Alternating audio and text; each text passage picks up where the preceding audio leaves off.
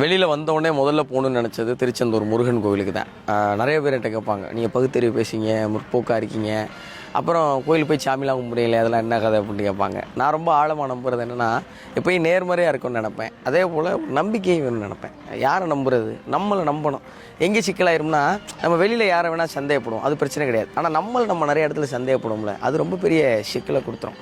அதனால் நமக்கு மேலே ஏதோ ஒரு சக்தி இருக்குதுன்னு வச்சுக்கிறது. அது இயற்கையோ, பிரபஞ்சமோ, அம்மா அப்பாவோ, இல்லை ஏதோ ஒரு கடவுளின் பெயரால் ஏதோ ஒரு சின்ன நம்பிக்கையோ, அது இருக்கும்போது நம்ம இன்னும் ஊக்கமாக இருக்க முடியும், ஒரு விஷயத்தை ஆழமாக நம்ப முடியும். நம்புறதால இன்னும் வேகமாகவும் இன்னும் கடினமாகவும் உழைக்க முடியும் நான் நம்புவேன். அதனால் எல்லாருமே ஏதோ ஒரு நம்பிக்கையை வச்சுக்கோங்க. அது மறுபடியும் சொல்கிறேன், அது இயற்கையாக இருக்கலாம், பிரபஞ்சமாக இருக்கலாம், அம்மா அப்பாவாக இருக்கலாம், அல்லது ஏதோ ஒரு கடவுளாக இருக்கலாம். இதில் மதம் மற்ற எதுவுமே கணக்கு கிடையாது. ஒரே ஒரு விஷயம் தான், என்னென்னா நம்மளை நம்ம ஆழமாக நம்பணும். இல்லைங்க, இந்த புற விஷயங்கள் எதுவுமே இல்லாமல் என்னால் நம்ப முடியும் அப்படின்னா, உங்களை மாதிரி வலிமையான ஆள் யாரும் கிடையாதுங்கிறது 100% உண்மை.